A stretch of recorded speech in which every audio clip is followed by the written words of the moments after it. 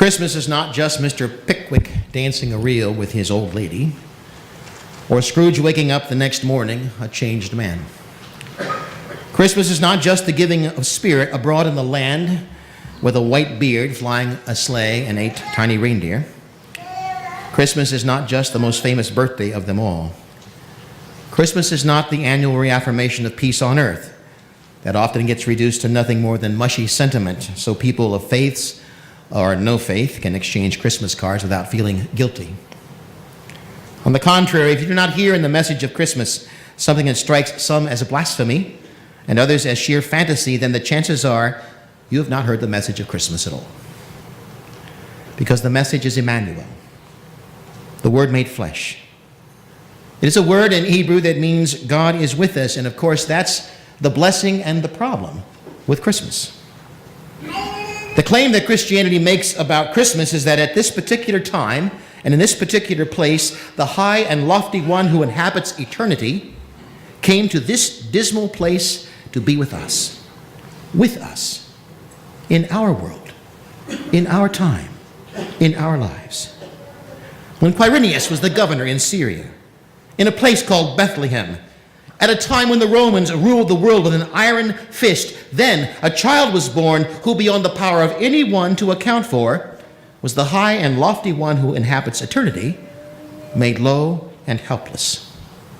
The one upon whom no one could look and live came himself to live in a stable, to be laid in a manger, beneath the soft, indifferent gaze of sheep and cattle. The Father of all mercies put himself at your mercy. And every year since that day, for the past 2022 or so, this ancient tale of what happened gets told anew. It's raw, it's preposterous, it's holy, and every year for the past 222 years or so, the world in some measure has stopped to listen to it, and the story is this: the Word became flesh and dwelt among us, full of grace and truth.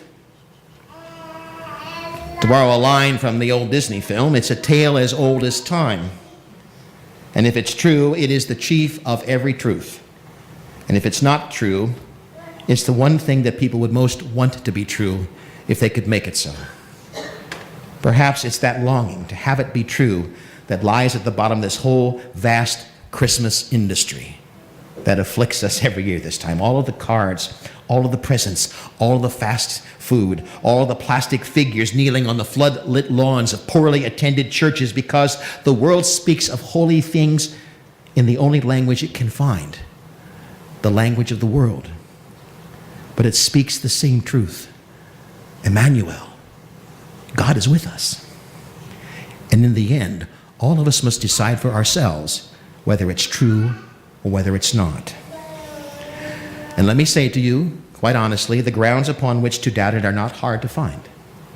Christmas is too commercial. Christmas is a pain in the neck, or lower than that if you prefer. Christmas is nothing more than crass sentimentality. Christmas is just wishful thinking. All of this stuff about shepherds and stars and 3 wise men, just so much hokum, just fairy tales, just make-believe, the stuff of children's stories. But you know what? Christmas is never so easy to dismiss as all of that makes it sound.